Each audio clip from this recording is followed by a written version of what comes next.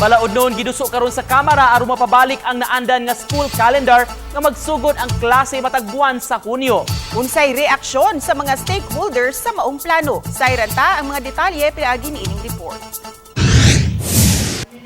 Ang Makabayan Block miduso og balaod noon sa Kamara nga kun mapasar magpahibalik sa naandan nga school year.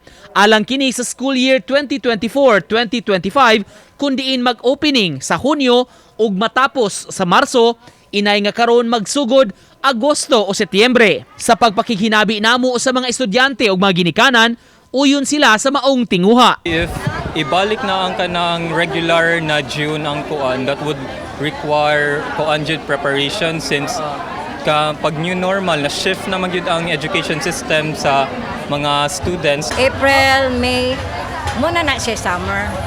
Oh. Kaysa April ug May nag-eskwela Eskwela ang mga bata. Init kayo, tinuod sir. Init kayo kay summer man na.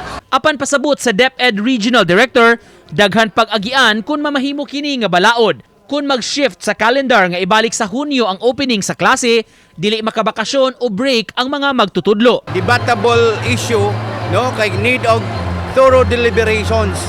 Kay mo na ang mga atong i-consider ang mga provisions sa balaod like ang number of school days, and aside from that ang katungod pod sa teachers nga naa sila vacation, no, so unsa may buhaton para ana. Angayang iamindar sab kuno ang nahaunang balaod kabahin sa minimum number of school days kun diin hayan makuhaan ang umaabot nga school year. Uban ni Rod Prado, Nico Sereno, GMA Regional TV Live.